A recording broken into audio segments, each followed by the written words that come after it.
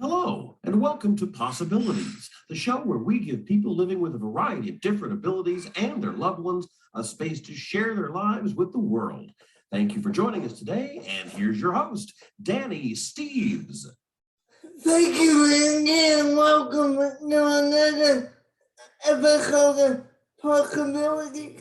Tonight's episode is a really special episode because I I am celebrating my 30th episode of Possibilities, and I never thought I would get here when I started Possibilities.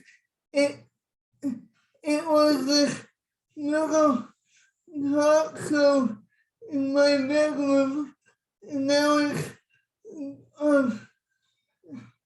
growing to this huge success. First of all, I would like to thank my whole production team,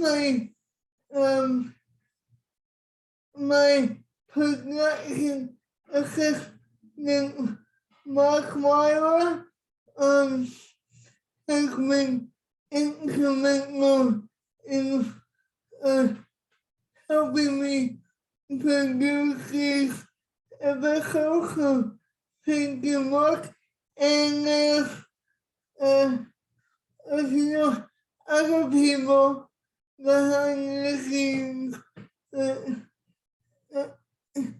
I would like to thank Pat Weiler. She's an audience participants and consultants.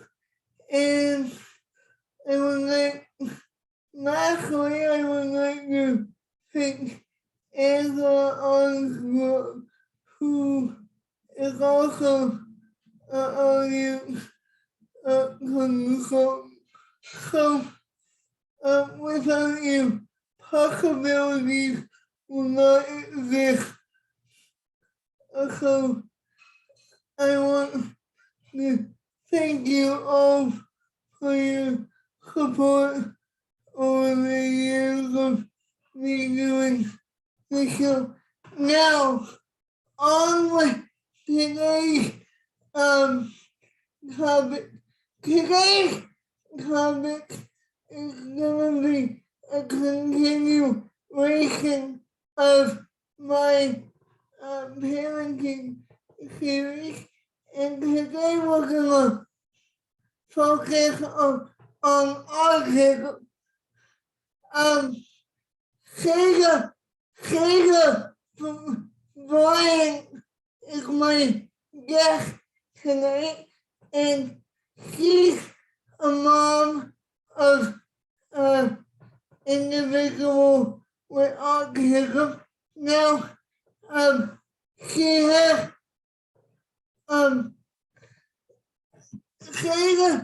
Sada wants her son's name to be kept private to protect his safety. So, Possibilities is gonna honor that. So when we talk about her son, we're not gonna use his name. So we're just gonna talk in general terms. So the information is really worthwhile tonight, and Sada is actually going to be joining me in the studio. It will be the first time in a long time where I actually had an in studio guest. So I'm really excited about that. So I invite you to grab a cup of coffee and join me in Sada for a conversation about autism. So Sada is not quite here yet, so I will take a bit of a break and be right back with my guest, Sada Briant. Stay tuned. And welcome back to Possibility. Joining me now is Sada Briant, a mother of a child with autism. She is a wealth of knowledge, so I really think you're gonna enjoy hearing from her today on the show. So welcome to Possibilities, Sada. Thanks, Danny. I'm happy to be here. Well, it's a pleasure to have you. I thought we might start with really just start by sharing your journey with us. And first of all, how old is your son? And yeah, just tell us a little bit about his story. Yeah, absolutely. My son is 7.5 now. Yeah. And well, we've been on this journey probably right from the start. And so autism is largely an invisible disability. So we don't necessarily know where we're going. There's not a great body of knowledge. You don't really find your tribe until you receive a diagnosis. And there are some signs in some children that are diagnosed quite young, maybe even under 2 years old, but it is more rare to have a really early diagnosis. So we were really struggling and probably fighting for a diagnosis, which came at age 4.5 for us. So 4.5. yeah, I want to say that we're 3 years into knowing that that our son has autism. Yeah. Him knowing that he has autism might be more like the last 2 years. Yeah. And even though he was diagnosed at 4.5, I think that there was a piece, like there was a possibly like 6 months of denial before the diagnosis. No, before we sought the help, was all the reasons why what we were struggling with wouldn't be autism, because I had a poor understanding of it. So I think that came first, and then sort of fighting to figure out from the experts, does this look like autism?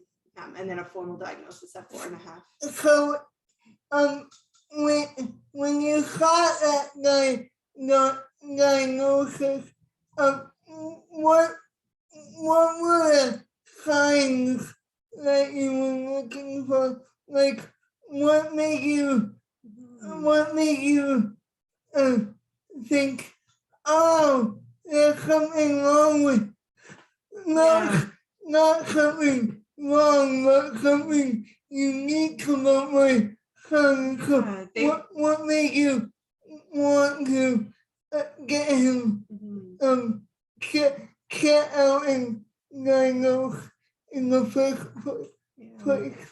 I think that they are challenges. So when you see your child or the child that you're caring for with these challenges that seem insurmountable, that is why I wanted to seek a diagnosis, because I wanted to know why we were having so many challenges, mostly behavioral in our case, but there's the phrase like, behavior is communication. So when I think back, I think that our son was trying to communicate how hard things were.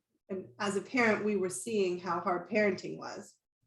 So lack of cooperation, difficulty with transitions, literal thinker, so like inflexible, difficulty with sensory stuff, emotional regulation, 0 to 100 really quickly. So these are all things that manifest as behavior. And at that they are, I mean, all interactions are behavior. We are behaving right now, you and I, Danny, but we're not so-called misbehaving, and this behavior is inconvenient. But when the behavior is inconvenient to the parent, you start to think like, I can't cope. I can't have my child, I can't get anywhere with my child. I can't go anywhere with them. It's really them. It's really the child that's suffering, but it's hard as a parent too. So, looking back, there were some telltale signs, but autism, like it's hard to give exact diagnostic criteria. So you can have asynchronous development for sure, where you have some skills that develop at one end of a curve, like more rapidly, and then you have some that aren't developing. So for us, early language, late walking, those are like two tangible things. Like kids have. What do you mean late walking? So kids have developmental milestones. So we, for all intents and purposes, thought we had a child that was developing quite average. And I saw that his motor skills, being a physiotherapist, I saw that his motor skills seemed delayed, mostly in that, he seemed like really off balance, or when we would go upstairs, he wasn't nimble, he wasn't agile. And I would just hear stories like, his dad walked at 18 months and things like this, but definitely he was like unsure of his feet, probably not getting a lot of feedback from his senses. But at the time we just thought, he's going to walk around 18 months like his dad. So that kind of like 18 months for walking developmentally is considered kind of like late normal, like still normal, but very much on the late end of. So before you got your diagnosis, did you you mentioned you are a physiotherapist. Did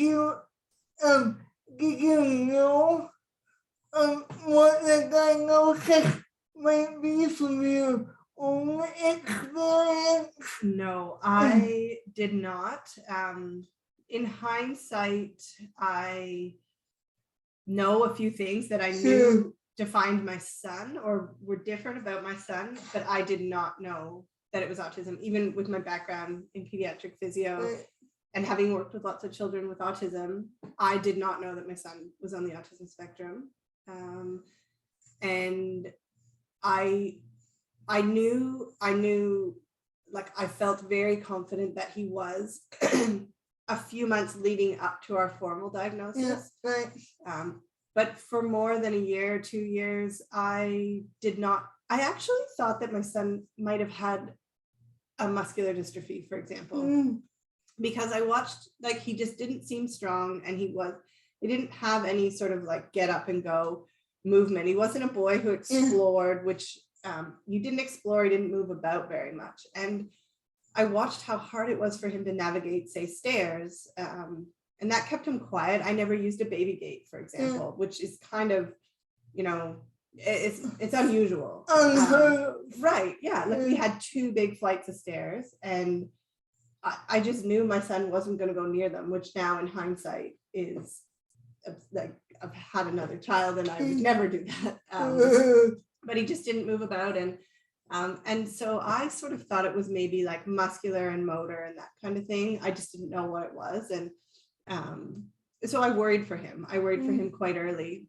As far as like developing rapidly, the quirkiest thing about him was his language. At 10 months, he strung sentences together, like echolalic sentences. So like something that he learned to mimic, wasn't your typical development, single words, no, mom, that kind of thing. Yeah. The first thing he said at 10 months, and he would continue to say it, was, what's this? What's that? Yeah. Just like that. And it seemed so strange. And people would say, did he just say, what's this? What's that? Yeah. And it was, I think, his way of understanding what was going on around him. But he somehow figured out that when people said those words, they could gain information. Yeah. So as a 10-month-old, you know, and that really is very early to put words together. I wouldn't really even believe someone else if they told me that. Can I help you with the glasses? Yeah. I probably wouldn't believe someone if they told me that, but we lived it with him. I don't even know if we ever recorded it or anything. Yeah. But, Thank you. You're welcome. Yeah.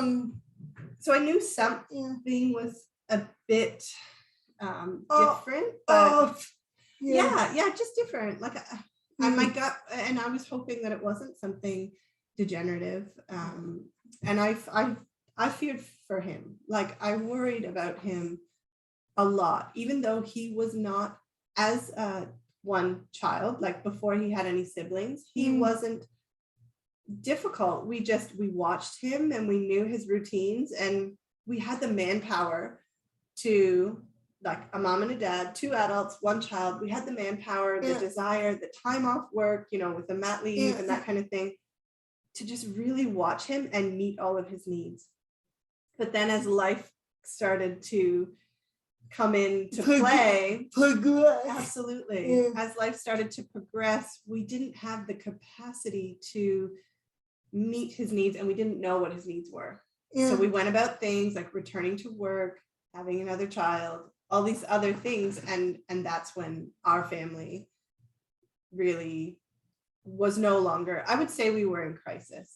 And that's how we started getting help, was to say, like, we don't know how to exist together. So if you don't mind me asking, what was your breaking point of saying, okay, we really need to look at this, okay, we really need to get him diagnosed, otherwise we could be in hot water here, if you will.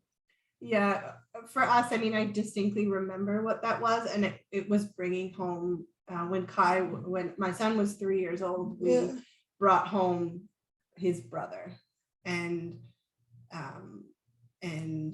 his brother was, I guess, like largely unsafe. I could not manage 2 children from a safety factor. And how was your son when you brought his brother home? He was just over 3. So exactly, he was 3 years and 2 months. And he came to see his brother in the hospital, and when he was born, and we did the typical things. Here's a toy for you to give to your brother. Here's a toy that your newborn has given to you. Go ahead. And then I thought, what's going on? This we use a term, dysregulated. So dysregulated is like out of control, like not in control of yourself, not your best version. And so my son would become so dysregulated with anything that I had to do with a child. And you think, and people would say, you know, it's attention, he's jealous, you know, it's hard, you bring a baby home. It was just predictably every, it wasn't a bit jealous now, you know, he's a bit tired, so he needs attention. It was reliably, predictably 24/7. I mean, I couldn't do it. I couldn't keep my baby safe and around my son at the time. This might be a weird question, but in just speaking in general terms, what is the, in your mind, what is the normal, quote unquote,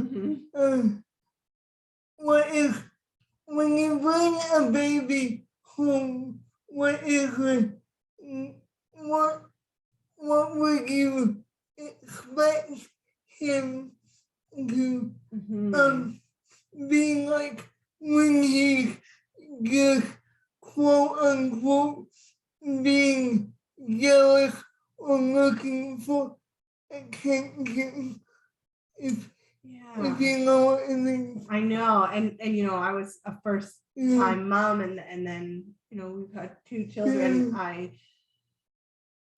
I think, I see, so I have a neurotypical, is a term that we use in autism. I have a neurotypical son. Well, as much as anyone is neurotypical, but that's probably another episode. But and he struggles at times, and then he does well at times. I don't know if that makes sense, but if he's very tired, then his behavior becomes, inconvenient. He doesn't want to go, he doesn't want to listen, he doesn't want to cooperate. And I would kind of expect that. I would expect, like, at times that you would be accepting and interested in the baby. It's human nature to be interested in another human, I think. So I would have expected a bit of that, and then I would have expected challenges. And I waited for that. I waited for a bit of loving or coming near. And the baby just seemed like a threat all the time, as if, if there's something that you're quite scared of. Are you scared of a spider or a snake or something? Every time you went near that snake, your nervous system would have the same response. It's like it's a threat. Yeah, I don't like this. Yeah, and so it's not like you would be like curling up with the snake most of the time, but when you're really hungry, you might be like, oh, I don't like you, snake, go away. So it was like that. Like every time the 3-year-old would be near the infant, it was like the infant had to go. But I didn't know that at first. I would just start seeing like aggression, or I would turn my head for a second to get my car keys, and my infant would have something wrapped around his head or would be face down. And so it just seemed really intense jealousy or behavior. But I know so much more now, and I did reach out for help, and we started getting help, and that was, part of our formal journey kind of thing. We didn't know it was autism at that time, but if you don't mind backtracking a bit, like what like when you first got that help, like when did you realize that this is what I need? Like when was the shift for you? Like well, after you started on your journey of finding a diagnosis. Sure. We well, at first I would seek my own answers, kind of doing like a midnight hasty Google search, and I would see, like, parents responding about their child's out of control behavior, and that they never could fit into the family, or they had to attend like a boarding school or something. And I felt so scared. I thought, like, there's no hope. Like, once a child has this switch where they are explosive and out of control, that is their state. In layman's terms,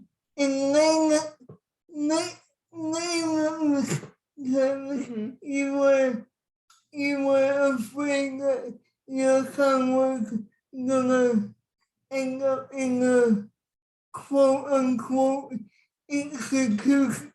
I know we don't use institution for a word anymore.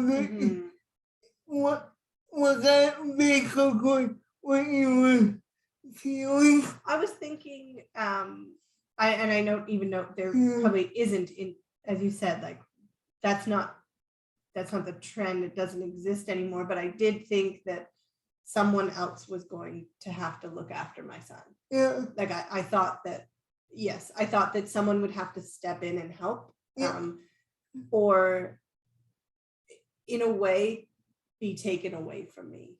And that was both scary and a relief. If I'm being honest, I felt like I cannot cope. I have a safety issue with these two little people who are the most important things in the world to me, and I can't cope. And if someone were to step in and take one or the other, whoever they could help, I would have been relieved. And that's when I knew, I knew I needed to get help when I couldn't, like myself as a mom, I couldn't think straight, I guess. And so I knew, like, I have to be humble and ask for help. Right. And so that was, that was. We'll get back to that in a moment. But I do want to ask you, Nick, when you finally got your diagnosis, what did the doctors say to you when you brought your son in to see them? And after you got your diagnosis, what was your reaction when you finally realized that, okay, this is autism, okay, I can relax now, knowing what he has, you know what I mean? Yeah. Well, I can distinctly remember that doctor's visit and hearing what the doctor said to me, and then kind of the moments when we were in private, leaving that appointment in our car. And so I had his little brother, who at that point was 14 months old. So I had a 14-month-old baby and a 4.5-year-old, and in this doctor's room, like quite a big consultation room, with a little kids table and toys and stuff like that. Sure, yeah. I think we spent 2 hours there, an hour and a half, 2 hours. I went well equipped. I took his hearing tests and his school, he was in school by then, so like school report cards and infant development reports.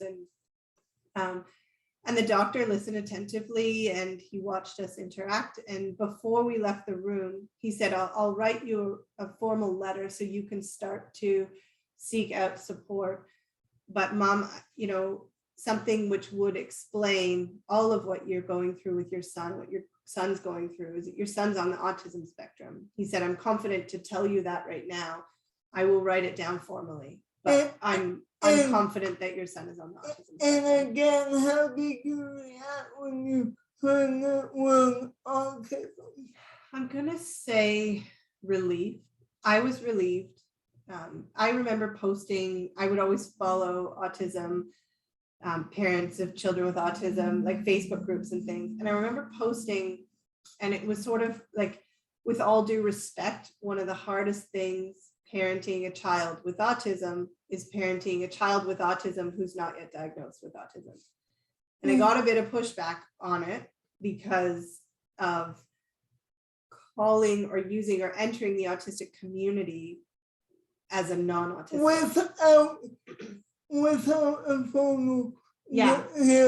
And so that was a little bit hard, but I really meant it. It was like, this is so hard right now. It's equally hard whether you have a diagnosis or you don't have a diagnosis. But when you have all the same challenges with no diagnosis, you have no support, no tribe, nowhere to go, nowhere to look. It's very isolating. But you entered that group kind of knowing that it was autism already. And I had entered that group before the diagnosis to figure out, like, to find my tribe, to figure out, but I just, I couldn't form it.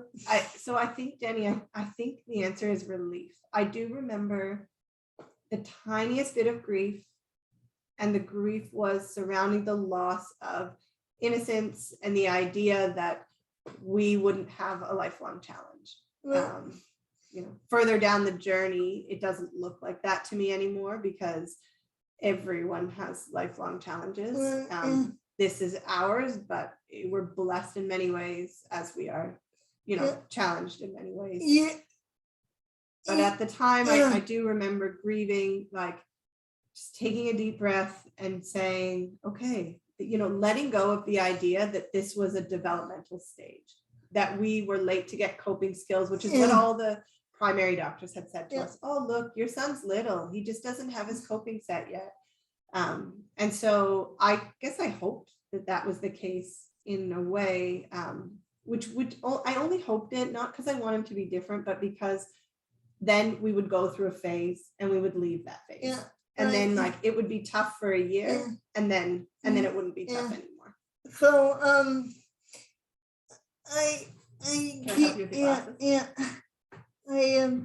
I keep focusing on you, but I want to ask, how do your husband cope with all of this? First of all, having your son,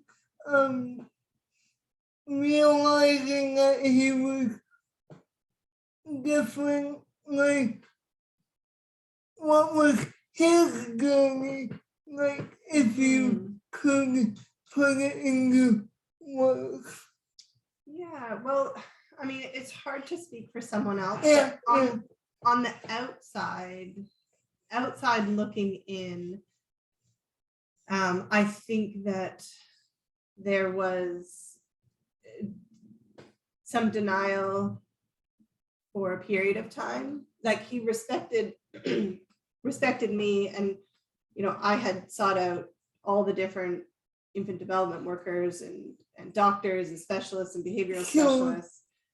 So I think there was respect for me, but then I think he was waiting for the signs to go away so that he could believe his narrative, which was that it wasn't a lifelong thing. Like, I think he held on to the idea that the diagnosis was wrong. Yeah. I don't think he felt a great sense of relief that his son was diagnosed with autism. I don't think, I mean, it's hard to know, but in everyday functioning now, I think, I still don't know if he likes to fully, I don't want to put words in your mouth, but you don't know if he fully grasps the idea that his son is autistic. Yes, well, I think it might be partly a lack of understanding. I think that he can accept and cherish and support. Like, he is very supportive of our son.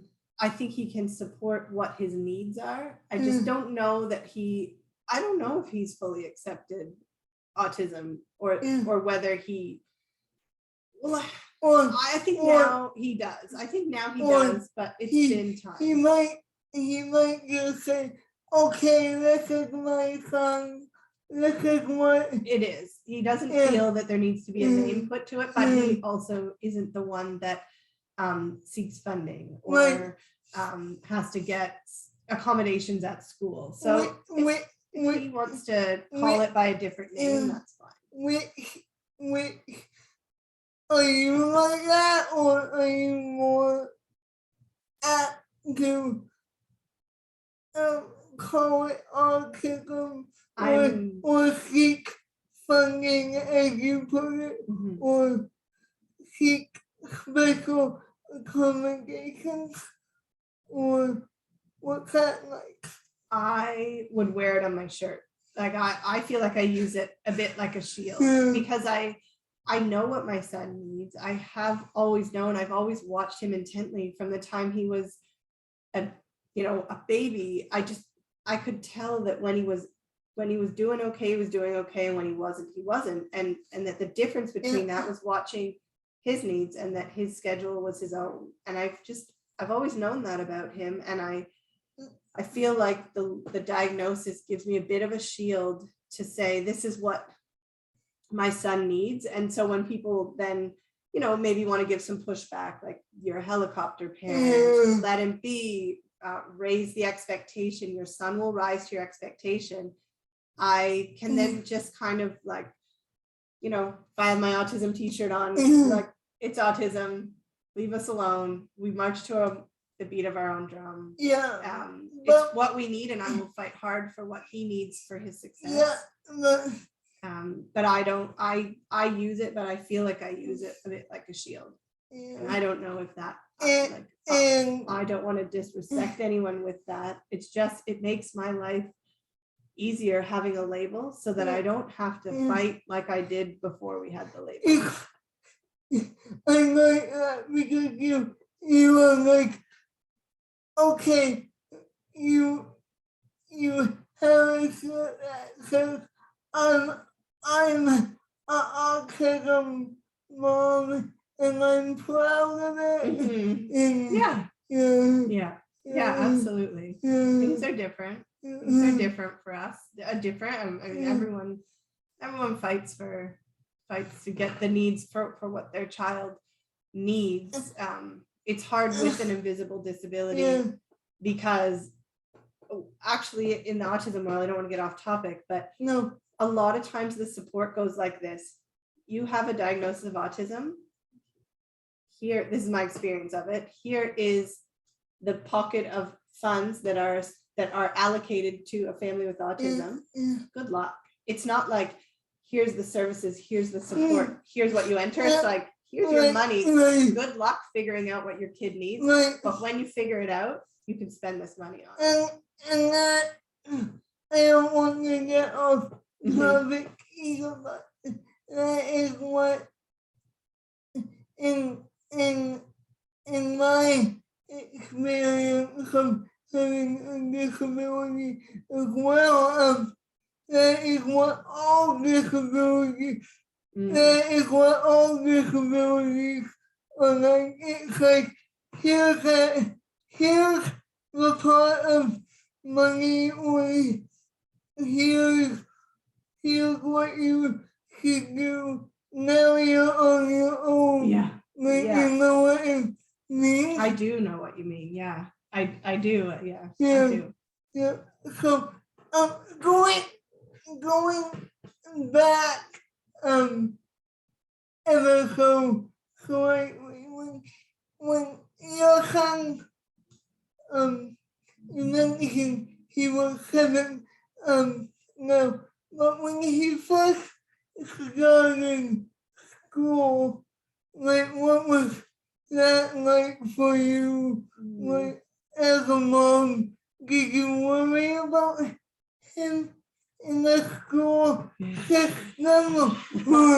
I did. Well, I didn't think so. I thought we would be kicked out of school. I thought that explosive behavior would get us moved from one school to the next, and I wondered, without a diagnosis, if I should put information forward or let him go with a clean slate. I did the former. I did the first. I wrote a letter and I said, I would like to introduce my son. And I explained rigid thinking and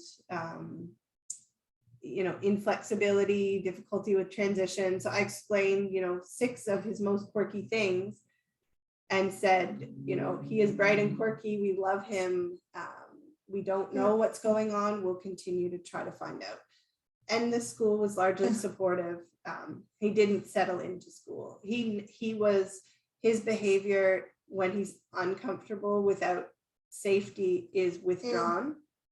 So we got no bad reports. We didn't get any reports of any, I'm not going to say no behavior, because keep in mind that behavior, like the behavior we talk about is the undesirable, inconvenient behavior, but every interaction is behavior. So my son was behaving, he was communicating at school, but he was incredibly withdrawn. So he was no problem in his kindergarten class. And they would say, he's lovely, he's a joy. He he was never engaged with anything, but he wasn't causing any trouble. And that is atypical when it comes to the autism, correct? I think that's a lot of, it might be not as common because a lot of times you see explosive behavior at school, but there is still a phenomenon or a pattern of being explosive around your safety net. And so something called after school restraint collapse. So you restrain yourself when you're not around your most comfortable people, and then you collapse as soon as you see them. So that's a real phenomenon for all kids developmentally. And I think that's just what my son was experiencing. But I didn't think he would stay. I thought these explosive behaviors are going to, I had started in preschool asking, like, you don't see anything. You don't see like any odd behavior, aggressive behavior, anything unusual. Always no problem. I mean, I couldn't get him there. I could not get him out the door. I couldn't get him dressed. I couldn't get his teeth brushed. I couldn't get him to eat anything.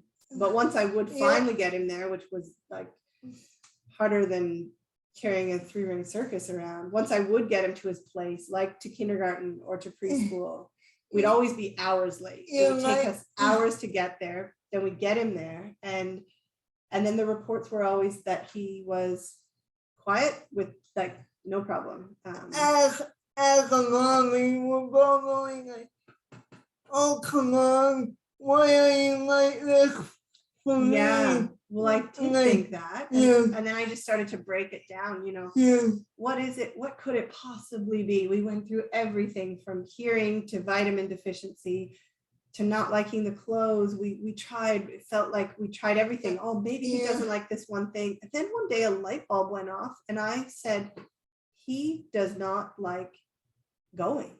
He doesn't. Like, where would your son be happy? He would be happy in one spot where there's no confusion, no change of clothes, nothing, no, like just in one place. Like if we could click Lego for the next 10 hours, which is then what we set out to do. We just played Lego. We hired someone to come and play Lego, and we paid them, and we said, please, just when we run out of patience with Lego, please tag us out and come play Lego. And that's what we did. Like, hey, you've got the next few hours. And that worker did. She would come, she would do a 6-hour shift, and they'd be in the same spot playing Lego. And so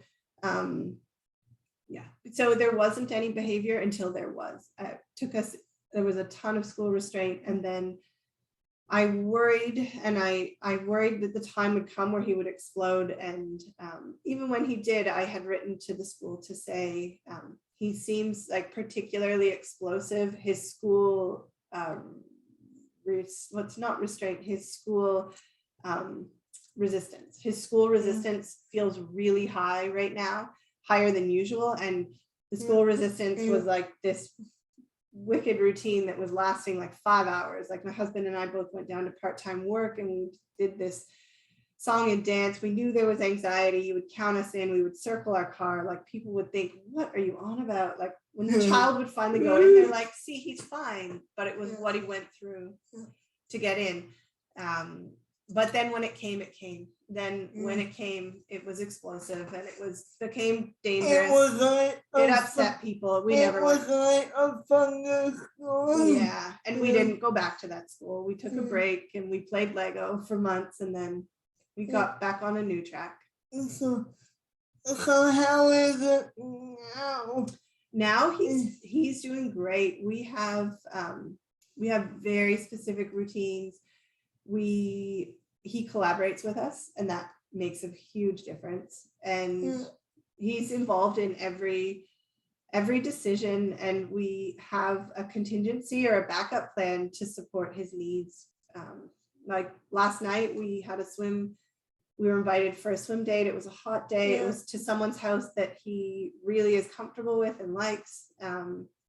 And he wasn't going. And I just have to have a backup plan. Like, we have to bring a babysitter in to stay with him. In the end, the babysitter couldn't come on last minute notice. So we ended up splitting. Like we both wanted to go. We wanted to take our other son, but we just said like one of us has to stay home. And that's just how it is. But how he's doing now, I mean, as long as you don't push him to do something outside of his agenda or his routine. Does it ever get tiresome? Like always like, okay, my husband, here comes, or okay, Sarah, your turn. Like, does it ever get tiresome? I imagine. I think for us, I mean, for us, you know, we have little kids, so we expect to caregive for them. Like, we didn't have kids thinking that by the time they were 7, they would like leave home and like book their own holidays and fly overseas on their own. Like, we knew we would look after them, but I thought that meant being the adult and showing and teaching and like showing them the way, but also that the kids would like bend to what we were doing. Yeah. Like, Christmas is at your grandparents', we're going to your grandparents today for Christmas. Yes. So if you were you know, an adult, you might say, you know what, I'm not going to grandma's today. I'm not feeling, for whatever reason, my stomach hurts today. I'm going to stay home. And that wouldn't greatly, I mean, people would miss you, but it wouldn't mean that then a whole bunch of other people couldn't go and do. And I think that's the part that gets tiring. Like, I love that he's thriving. I'm so proud of him. Yeah. But he is still a 7-year-old boy. So for a long time, I need to bend to him because it's not reciprocal. It's not back and forth. It's beautiful growth. Like, he's making beautiful growth. But I do need respite. I do need help because sometimes I just need to get some groceries, Sure. or sometimes I just need to have a minute to myself. And I don't know how much give and take there is with little kids, but there's none. Like, there's really no, because there's not a great understanding of anyone else beyond him. Then he wouldn't trust anything unless he's figured it out. He would never just trust. And that is the thing I think innate to kids is like, I went on a class trip today, and kids, they trust the adult. Like, they look at their teachers, they look at the adults, and it's like, can I have ice cream? And then you say yes or no, and you might not like the answer, but they trust you. Or you say like, we need to line up here and then go there. And for my son, there's no such thing as like trusting what an adult said. It means nothing to him. If he hasn't figured it out, to explored it himself, and he hasn't come to the logic or the reasoning, then he's not going to do it. He's going to fight it the same as you would if you're, you know, something's on fire, like something really threatening to you, how your nervous system is going to respond. Like, no, I do not do that. That doesn't feel safe. I don't know anything about it. I'm not doing it. So he'll fight, like aggressively fight against almost anything that he hasn't figured out yet because it's such a threat to him. So, but that's exhausting. Yes. So when he's out in public and you mentioned a class trip, for example, when he goes on class trip or what have you, does he follow the instructions of other people, like this, or does he always have to follow your instructions if you're there? Like, does he always double check with you, or is he like pretty good at following other people's instructions? Well, so there's quite a bit to unpack there, because so one is that he's not going to go if he doesn't know what it is and what's expected and everything. So he would, like, if you just drop something on him, then he's probably going to say like, I'm not going. So he would be someone who would stand back, who would watch, who wouldn't engage. And, you know, the school might call me and say, like Kai is refusing to go, but they would know to respect that, and he just wouldn't be interested. But we help him by prepping him for what we're going to do, and we go over so many of details that an average person or a neurotypical person wouldn't need to really consider. You know, where you'll be in a line and how it's going to, just so much of the detail. So we'll give him time to process that information. But what if you run into a situation where you can't put it? Yeah. So that is a bit of a roulette, because we wouldn't know if he was going to process. So say there was like an emergency drill. You wouldn't know if he would process the information at the pace that it came. And so I couldn't really answer that. But he follows rules explicitly. So if it made sense to him, if there was any chance that he picked up on, because he might pick up on things before anyone else did. So let's just say it was like legitimately having to evacuate or something. If he saw something that meant something else, he would know. Like, he's very clever, so he would know what needs to be done. He might even be the one to say, like, there's a fire, we need to stand still, or, you know, he might know the routines. So a lot of it he'll do because he'll pick up on what needs to be done, because it's like an old memory for him. But and he'll follow rules. So if he went with his teacher, as long as he could process what she was saying, if she said stand in line, everyone with yellow shirts stand at the front of the line, smallest to tallest, he would categorize that. He would be really dysregulated, like, you're not wearing a yellow shirt, you're not supposed to be here, you need to go with the blue shirts. So he would follow direction. They just have to be clear. He needs time to process. And I'm generally like very impressed with him, like quite proud of him when he goes off without me, like the reports that come back. I think it's because if he can't handle it, like if he doesn't have a total grasp on the situation, then he would never agree to go into it. So when he calmly goes into a scenario, it's only because he's got such an inventory and like an academic understanding of what's going to happen that he'll go for it. He's not spontaneous. He's not flexible. So yeah, I think he can follow direction. He also, you know, although he has special needs, at the field trip today, for example, he might be someone who actually had the most leeway, because if I asked him, he needed a drink and some other children weren't ready to go and they were doing something else. And I asked him, do you know how to get back to the pavilion where your drink is? And he said, yes, I do. And he would never say, yes, I do. Like, he's very fearful. He would never say, yes, I do, if he didn't know exactly how to get back there. I mean, I guess he could get lost still, but it's quite unlikely. Also, the park is safe, like it's locked and he wasn't getting out. So a lot of people came to me and said, like, we saw him walking alone. And I said, yeah, it's fine. Like, it's totally fine, because he knows what he's doing. If he had seemed a bit lost and was like, I'm not comfortable, he never would have gone. Would he ever go on a field trip without you? Yeah, he would, definitely. Yeah. He might be hesitant. No, he's not. So he was not that bonded to me. Like, a lot of kids, some kids with special needs will kind of have a separation anxiety because their mom does so much for them. And I do a lot for him, but he has, it's kind of, I'm sort of relieved by it, because it's like he isn't that attached to me.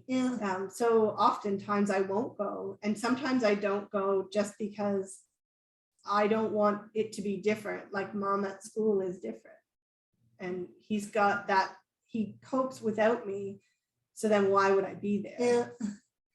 So like how does your other son react to his big brother having autism? Like, what is his understanding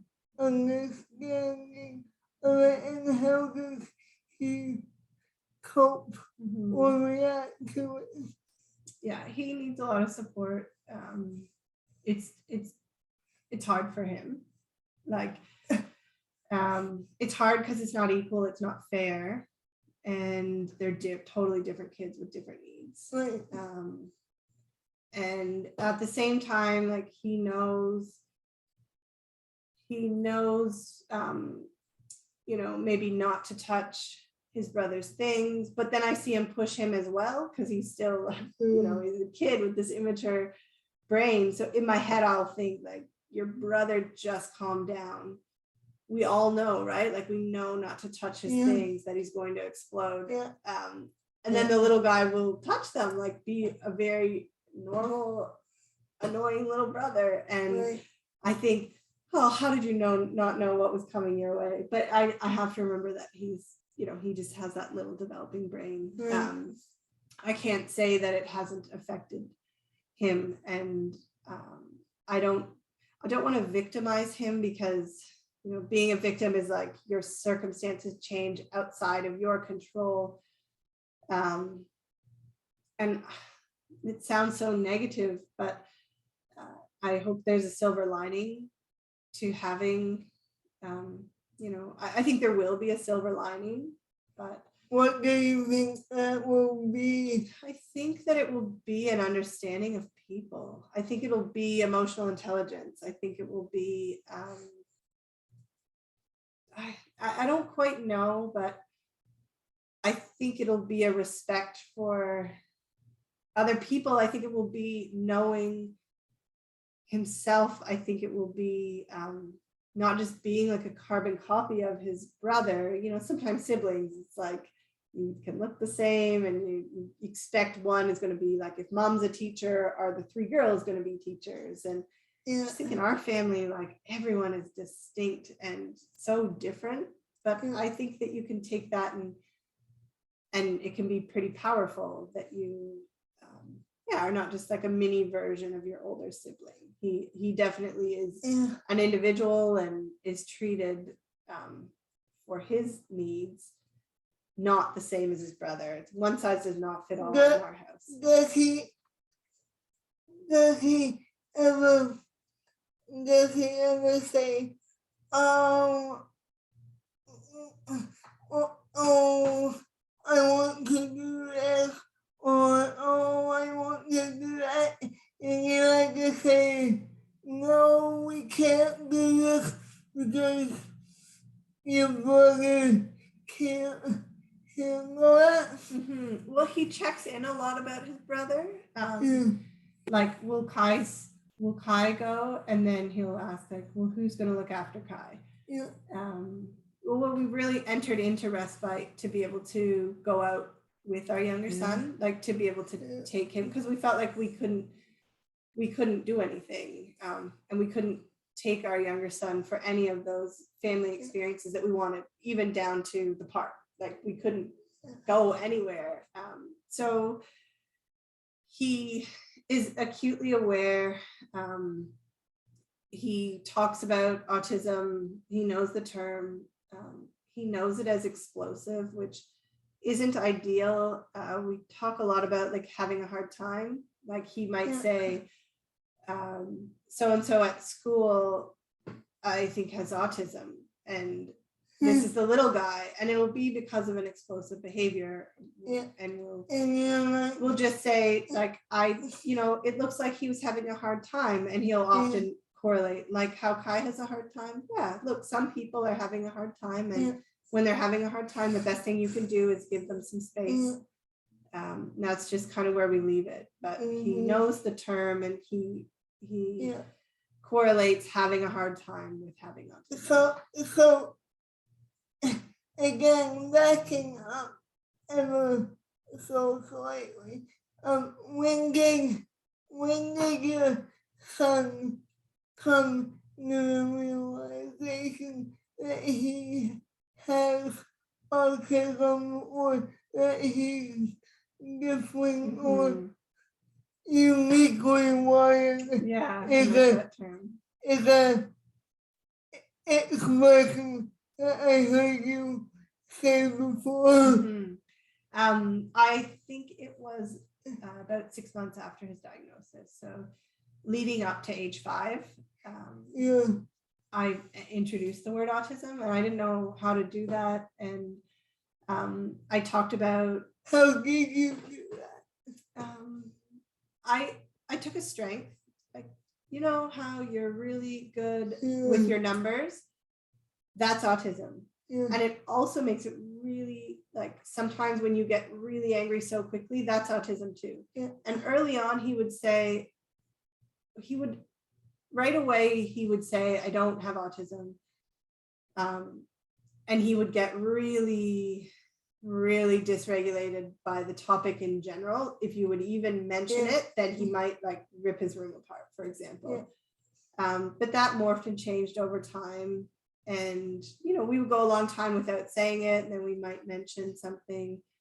He once, a couple times, said, I don't want to get rid of it because then I wouldn't be so good with my numbers. Or so we just try to bring the balance and really do a comparison to, you know, you have brown hair, or like you have blue eyes, I have brown eyes. Mom has brown hair, you have.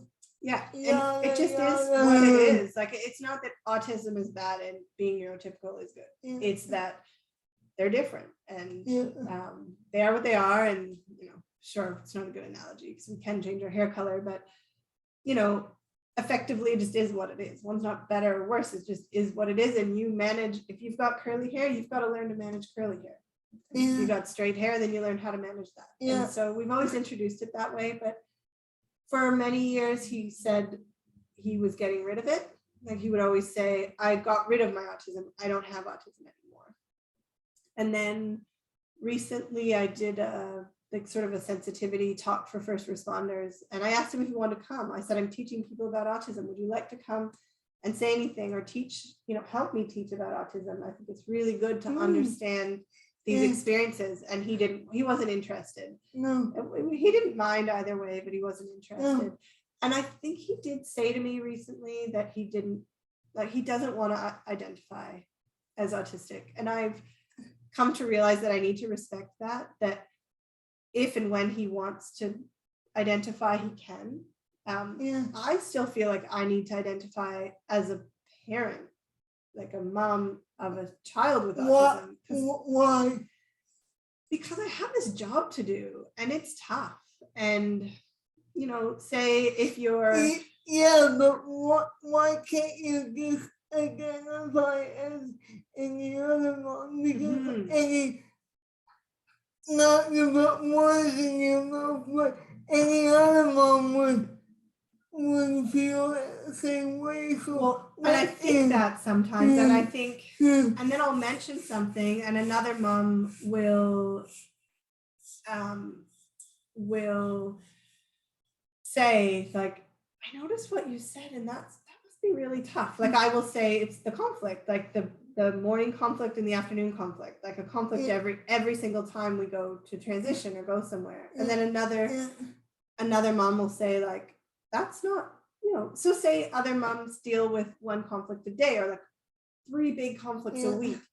And then I'm dealing with like 6 a day. So if we're all having a conversation and leveling up and say it's just like working, if I work 6 days a week and another mom works 1 day a week, like, it's hard to level up and have the same time or energy for stuff in the parenting world.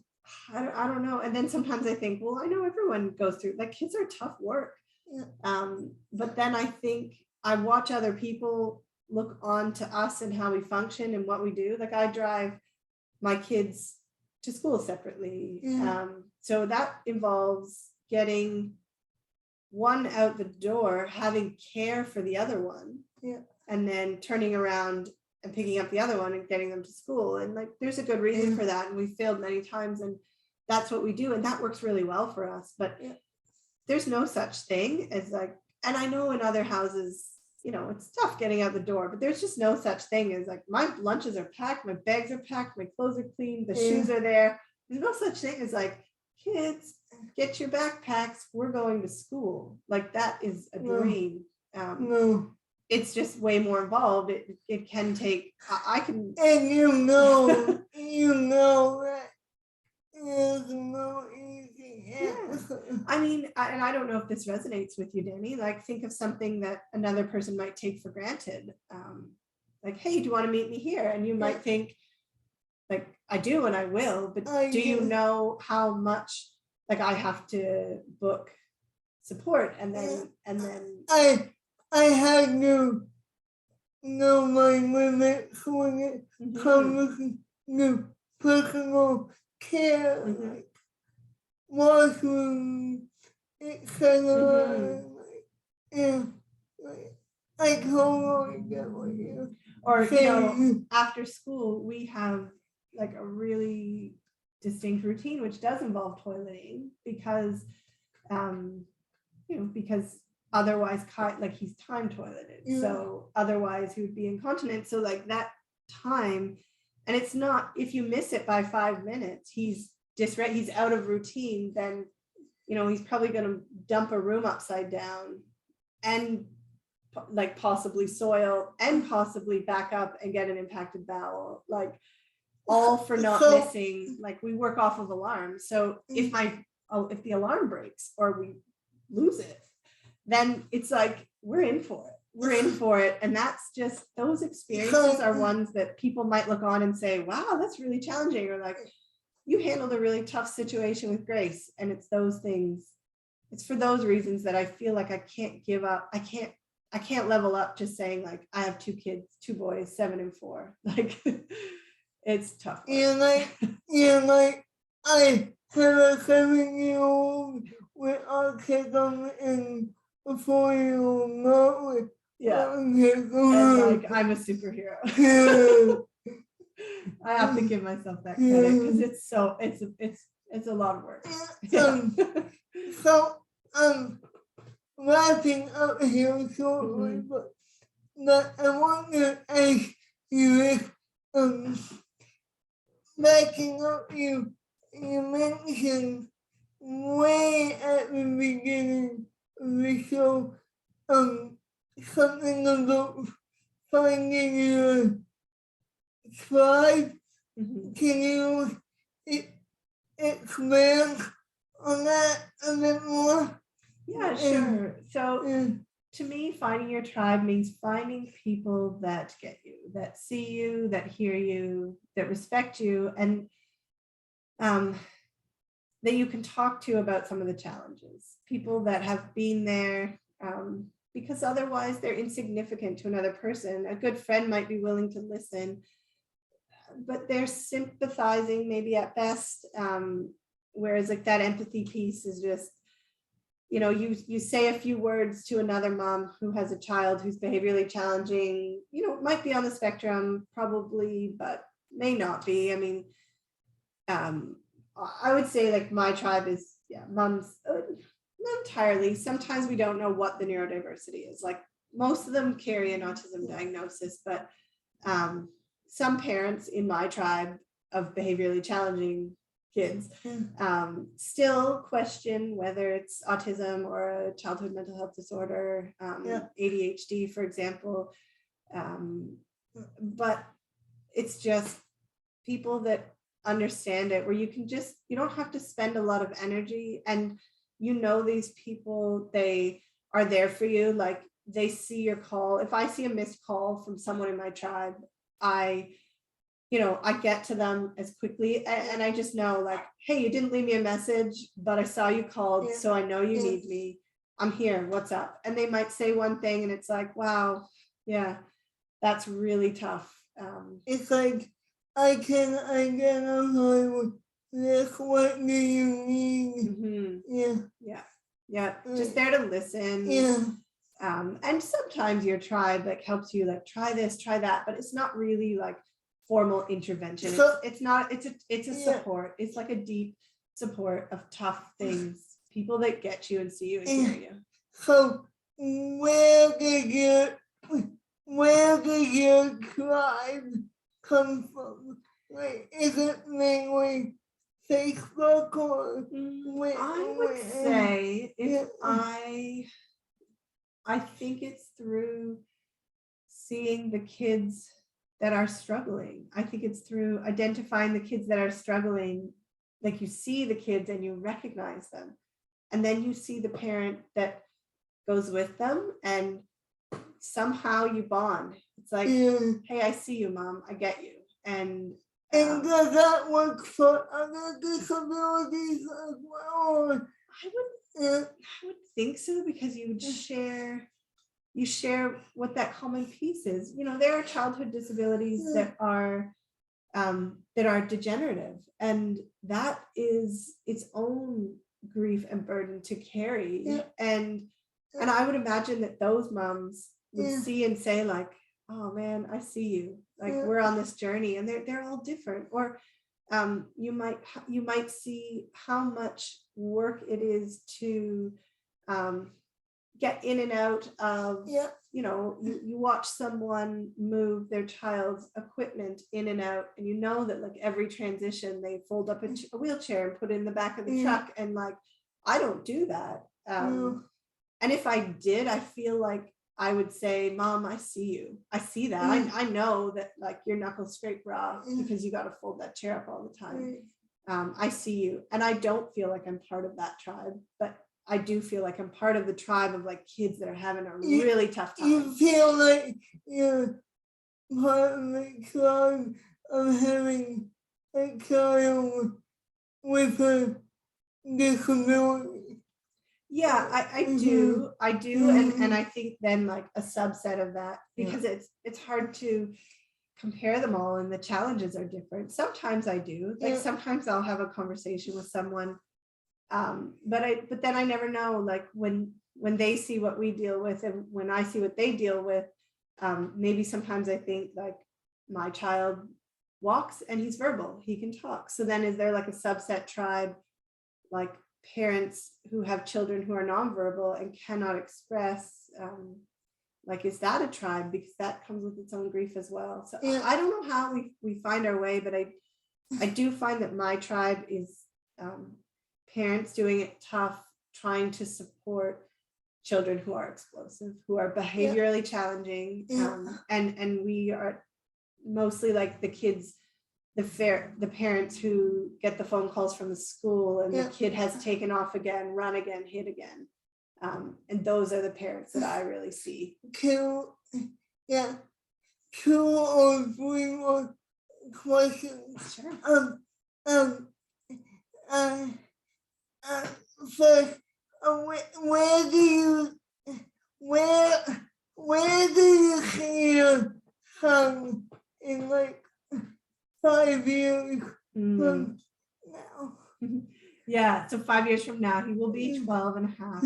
I suspect that he will be, I think he'll be directing his own learning by then. So I don't see him in a mainstream class with his peers. I think he will have to go to. Sorry to interrupt. No problem. But isn't that where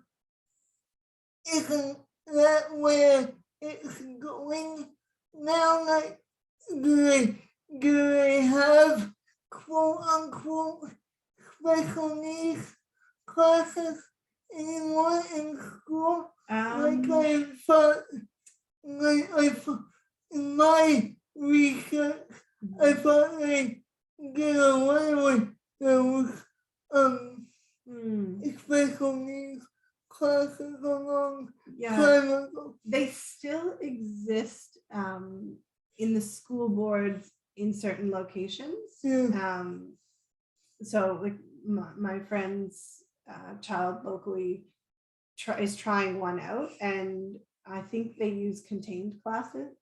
But what I mean for my son is that he's so passionate about his interests, and his direction and his thirst for knowledge that I think he will be unschooled. I think that his education journey by 5 years will be by 12 and a half. Yeah. I think it will look different, very different.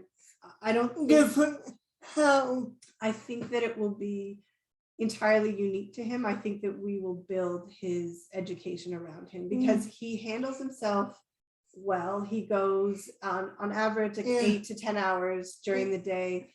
He decides what he wants to do. He gets, like, if he wants to write a book, then he writes a book. If he wants to use his voice activation to learn something, then that's what he does. If he wants to build or create, if he wants to join other kids, which he rarely does, but if he wants to, and that doesn't really fit, like he doesn't go with the flow, like we were saying with something earlier, I can't remember, but you know, he doesn't really go with the flow. So I think that it will have to surround him eventually, both his strengths and his deficits, because he's bright and quirky, or he's gifted and disabled. He needs to be challenged at a high level, and then he needs to be supported on the other end. And I don't see a place where that exists. I have yet to find one, but I'll keep looking. And so there might be a small subset of some sort of independent schooling that will fit him to a T, but I suspect the schooling will have to bend around him. I suspect the education will bend around him. So, I always do it. I say, cool. And then you keep going. Can I help you with the glasses? And then, do you ever think there will be a time where you're like, okay, Kai is done now, we're done figuring him out, we'll just let him be like, I do, and I feel this great responsibility as a parent to be in charge of the TV that he watches. Like, it's my job to put the parental controls on it and make sure that every game he downloads is to age, and make sure he gets like not too much screen time, that he eats the right foods, but he doesn't. He eats what he wants, and he makes good choices. He can handle it. He can't handle everything. He has an immature brain. He's only 7.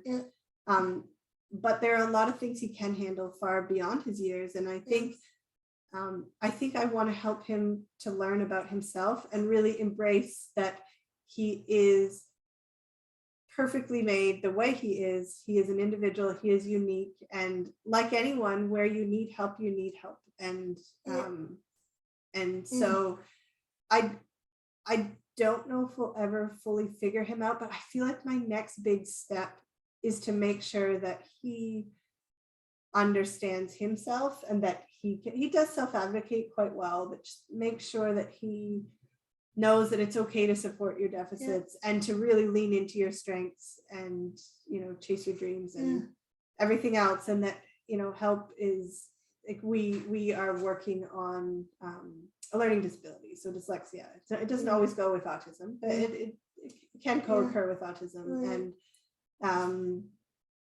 And so we have to do things differently, and that's like sort of a different journey, and even one that could exist in isolation that a parent would need to support. But I mean, we're gonna probably be trying to figure him out for quite a while, but I think that point will come, Danny. I think that point will come where it's just about empowering him to know himself. I mean, we all have work to do to really be truthful with ourselves and come to have a deep understanding of ourselves. And I just hope the same for him. So, great advice. Okay, what was your thought?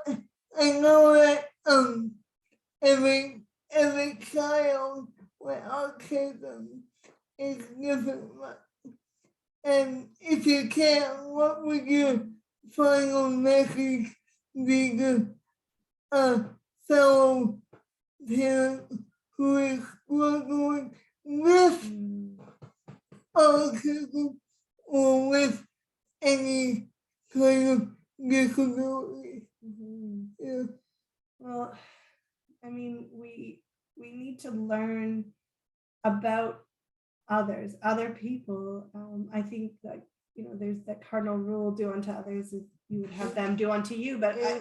I think it's like, find out what people need or what they want. Don't assume that because you just know your brain, and that makes you just you. And so I feel like you can draw the line across human nature, like society in general, is just take a little bit of extra time and find out what someone wants or needs, and do that, because you don't always know, and all different types of people exist. And I mean, a fellow autism parent that's struggling is just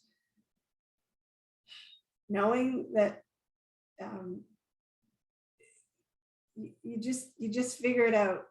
You figure it out by observing and respecting and watching. That, I mean, it's tough, because if you're already on your own agenda, if you've already put in place your expectations, which we grab from our families, like the family that, my husband and I, we learned parenting from our parents. So like, you pull all this stuff in, and it makes this set of expectations. And I don't think those expectations serve us in any way, because it's just a gamble whether that expectation fits the child that you're supporting, no matter how they came to be under your care. So you kind of have to, I don't know, put the person first and figure out what their needs are. But it's not always so easy, because you don't get a manual. And often, like, a child can't tell you, even if they can speak, they can't really tell you. So I just feel like my biggest gift to my son has been patiently just being a detective to figure out, maybe this is what you need, maybe that, and just watch him and try to get to know, I guess, like, as people, well, a good friendship, you want to get to know someone. So I need to be equally interested in you as you are me, and that makes a bond or a friendship. And I feel like it's the same with my son. Like, I have a lot of work to get to know you. I don't know if it'll be reciprocal, him getting to know me. I think it will, but you just have to get to know your child. And I mean, I first had to let go of my expectations, because those were really standing in my way. I thought kids had to be A, B, C. Well, you have to go to school. You're going to have to shower. You're going to have to eat. And like, in the end, you'd be surprised what you don't actually have to fit a mold. You're gonna have nutritious food all the time, and you're gonna have to do this ABC. You'd be surprised. You actually, that's all mindset. Like, you can march to the beat of your own drum and be a healthy, accomplished, super person, as long as there's not too much expectation. Because that's the difference between success and failure, is the expectation. If I expect you to run this pace, then you don't, then you either succeed or fail. This is the benchmark, is the expectation put in place. So change it. Like, why do you expect that? All these things, you expect them, you don't even know why you expect them of kids. Great advice.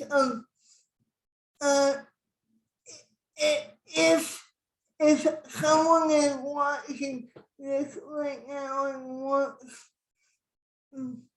more support or more information about autism, where would be your best source of that information? Well, Autism Ontario, and then there's different branches for more local support.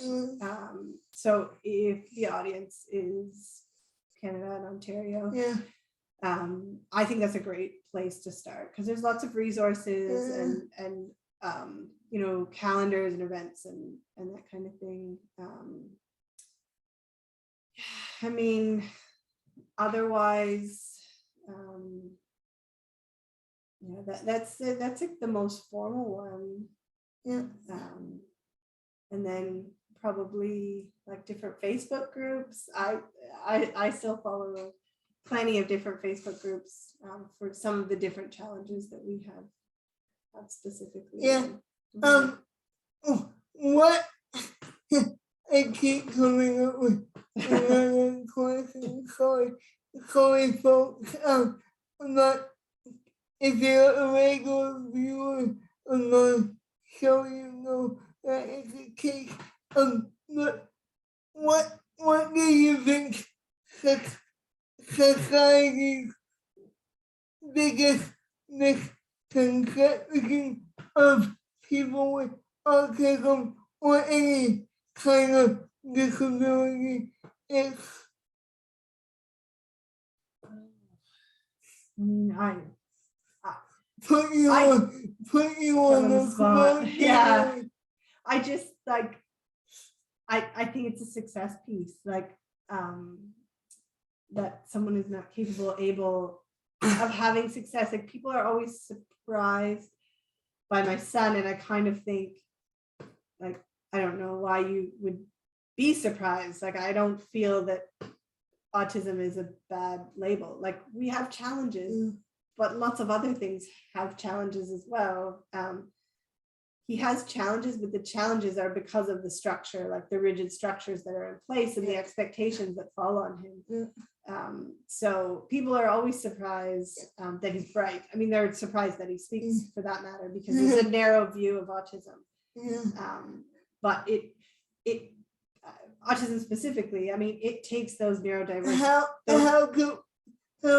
How do we get rid of that narrow view, in your opinion? I don't know. I guess like the statistic is increasing for the number of children diagnosed with autism, and I think that will help because you come to realize that you can't see it. So if I don't know, the last stat I knew was 1 in 68, but just last week in the newspaper, I don't know the source, but it was in the Kitchener-Waterloo Record, and it said in Canada 1 in 50 children. Like, that's a high number. So I'm glad you brought that up, because I did a bit of research before the show, and they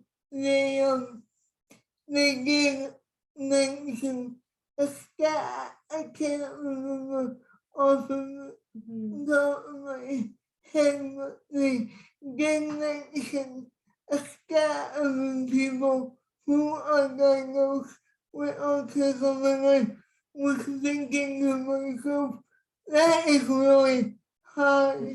Yeah.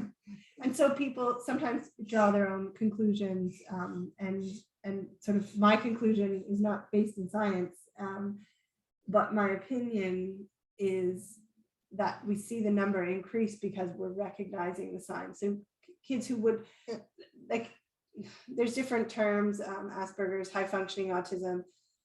So I think only the most profoundly affected individuals were diagnosed with autism in the past, and now diagnostic criteria allows for a broader diagnosis. I think, like, my child compared to, as I said, like my tribe, my child and every other mom, like, are so different, yet at the same time, like, we get it because it's in these primary areas. It's inflexible thinking, sticking to routine, difficulty with transitions, logic thinking, and passions, like extreme passions, which can be called obsession, but like passion is a bit more of a positive way of thinking of it. But the passion might be different, but the extent of the passion is the same. So whether my friend's, child loves donkeys and my son loves Lego, the passion is the same, and the passion is intense. Correct me if I'm wrong, but it almost goes back to what you were saying earlier on in the program. It it's okay to blame your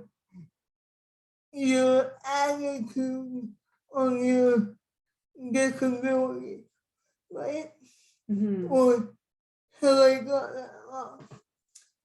I just, Yeah, can you put it in a different way? yeah. You said something earlier Mhm. on in the program, like you said it's okay to blame your, like, if client is upset, it's okay for him to blame his autism. Right. I think that came up when I was like, I just want to wear a shirt and be like, Yeah. we're having a hard time. Like, just check out the shirt and leave us alone. Yeah. And I was just reading something in the paper yesterday, and it was about Myrtle Beach in South Carolina and autism friendly spaces, and they can get a designation and things, and just to understand that what you see might, to have a bit more sensitivity training would be to see that when someone is having a hard time, and this can go across a broad spectrum of children into adulthood. Someone's having a hard time, they're having a hard time. Yeah. And it's not because they are insensitive, rude, etc., etc. Like, they're having a hard time. There might be a lot behind And it. that goes to everyone. It doesn't go just to the disability community. It goes for everyone. Please continue what you were saying. I think, I was just saying that, wearing my shirt, like, leave us alone, we're having a hard time. It's autism. That's why something seemingly small to you is a really big deal to us. And people try to, they'll try to help in your usual way, but if you had your t-shirt on and it was another autism mom, they would know, they would know this can't be fixed. This takes time. You gotta just work your way through it. But okay, we went a little long here on today's show, so sorry about that, folks. But I really want to thank you, Sada, for coming on the show today and sharing your perspective in your story. yeah, absolutely. Thanks for having me there. Okay, so if you want to get in touch with me here at the show, my email address is possibilitieshow@gmail.com, and I will be more than happy to hear your comments, questions, or feedback. But until next time, keep the gift of disability, and we'll see you next time. Bye, everyone.